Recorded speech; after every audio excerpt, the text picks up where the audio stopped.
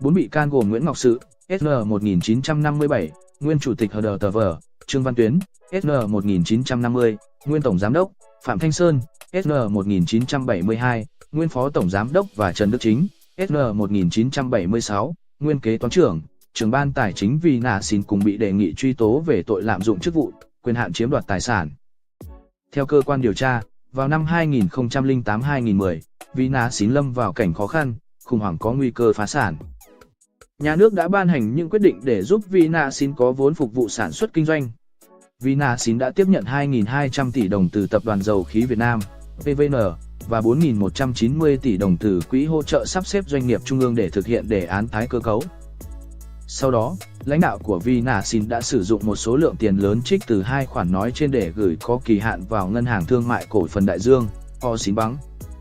Kết quả điều tra xác định, Vinashin có tổng doanh số tiền gửi tại Osinbank chi nhánh Thăng Long là 109.900 tỷ đồng và 181,772 triệu USD, tiền lãi theo hợp đồng là hơn 1.099 tỷ đồng và hơn 29.638 đô la Mỹ.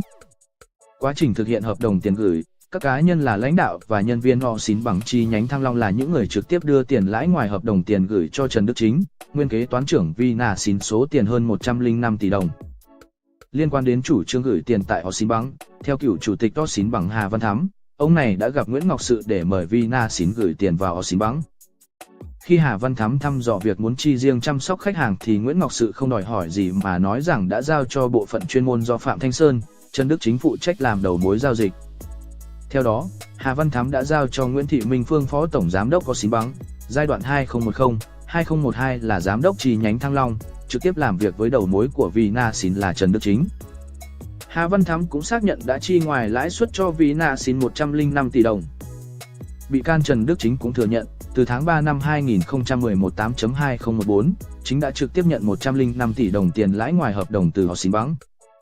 Theo sự thống nhất ban đầu giữa Nguyễn Ngọc Sự, Trương Văn Tuyến, Phạm Thanh Sơn và Trần Đức Chính thì Trần Đức Chính được giao tiếp nhận, quản lý số tiền lãi ngoài nêu trên, không vào hạch toán, để chi tiêu, sử dụng cho các công việc chung của Vinashin.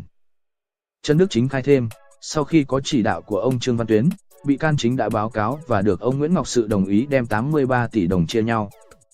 Trong đó, bị can Chính đưa cho ông Sự tổng cộng 50,5 tỷ đồng, ông Tuyến 15 tỷ đồng, ông Sơn 7,5 tỷ đồng và bản thân bị can Chính được chia 10 tỷ đồng, số còn lại chi hội họp, tiếp khách, chúc Tết, hỗ trợ công tác nước ngoài. Mặc dù thừa nhận được chia tiền, song các bị can Sự, Sơn, Tuyến khẳng định nhận được ít hơn rất nhiều so với lời khai của Chính.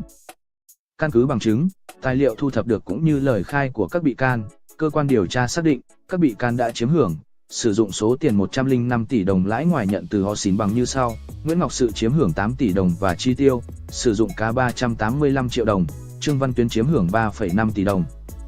Chi tiêu, sử dụng cá nhân 460 triệu đồng, Phạm Thanh Sơn chiếm hưởng 1,2 tỷ đồng, còn Trần Đức Chính chiếm hưởng 10 tỷ đồng, sử dụng chi tiêu cá nhân 82 tỷ đồng.